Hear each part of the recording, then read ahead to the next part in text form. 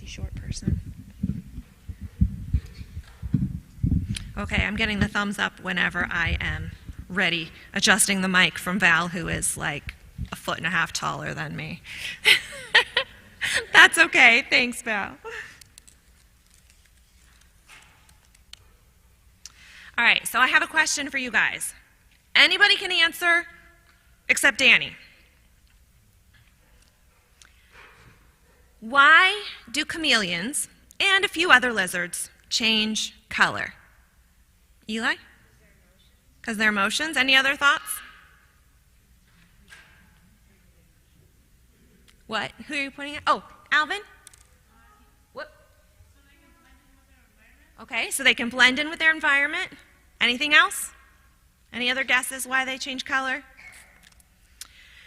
So chameleons come in a rainbow of colors. They can be pink, blue, green, orange, yellow, even turquoise, which is kind of cool to me, I think. There are over 160 different kinds of chameleons, and they're found in almost all northern continents, including North America. Okay, Steph? Go ahead. Okay.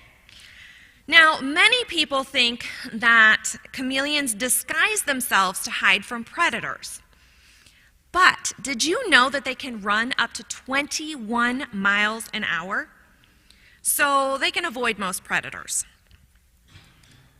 Okay, Danny, what's the real reason? Why do lizards change color? Okay.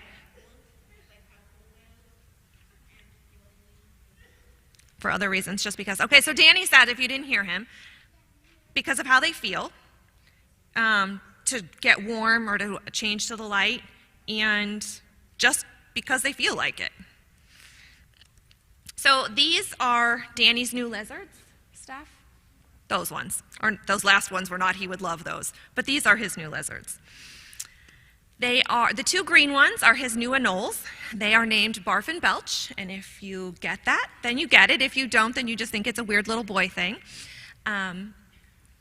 The brown one is a long-tailed grass lizard, and he's always brown.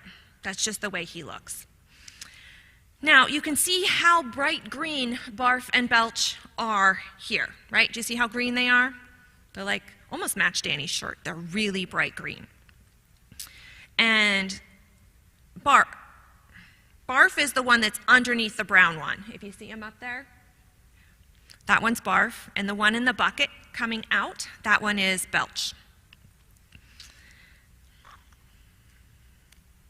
Okay, next slide, Steph. Now, here you can see that they're not quite so bright green anymore, are they? They're kind of brownish green, maybe a little bit brown. They might look a little bit gray. They really don't like it when I run the vacuum cleaner, or when Danny opens the lid, even though he's dropping in food. They just don't like those things. So they turn brown or gray when they're scared, when they're stressed, or when they're really nervous. All right, next slide, Steph. Scientists believe that chameleons change color to reflect how they feel, to communicate with other lizards, to help their bodies adjust to changes in light and temperature. Danny and I found out that we might have to adjust the humidity level also in his tank, that might help them stay green longer. Or just because they want to. So I know you guys are sitting here thinking, okay, Miss Holly, why on earth the science lesson on chameleons? It was really interesting, but we are at church, so why are you telling me all this? Next slide, Steph. The Bible has so much to tell us about our emotions, about how we feel, and how best to express those to other people. For example, 1 Peter 5:7 tells us to give God all of our cares and all of our worries. Ephesians 4:26 tells us how to be angry. And Ecclesiastes 3:1-8 says, there's a time for everything. There's a time for everything that is done on earth. There's a time to be born, and there's a time to die. There's a time to plant, and there's a time to pull up what is planted. There's a time to kill, and there's a time to heal. There's a time to tear down, and there's a time to build up. There's a time to weep, and there's a time to laugh. There is a time to be sad, and there's a time to dance. There is a time to scatter stones, and there's a time to gather them. There's a time to embrace someone, and there's a time not to embrace. There's a time to search, and there's a time to stop searching. There's a time to keep and a time to throw away. There's a time to tear and a time to mend. There's a time to be silent and a time to speak. There's a time to love and there's a time to hate. There's a time for war and there's a time for peace. Verse 11 says, He has made everything beautiful in its time.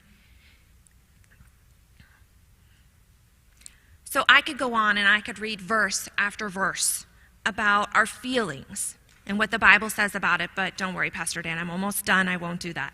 But Steph and I are going to be doing that during our second hour time.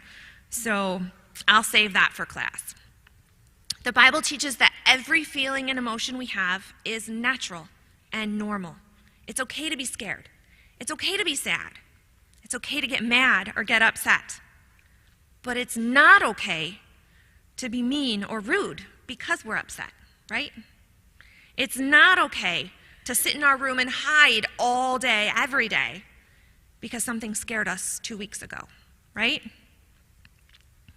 It's not okay to take our anger out on the people that care for and about us. God tells us there's a time for all our feelings and all of our emotions, and that there's a right way to express them to those around us. 2 Corinthians 10:5 reminds us to take every thought captive, take control of our feelings, and obey Christ and follow him. Okay, we are going to dismiss the kids to go downstairs, and I think it's your turn. Thank you very much. Good morning, everyone.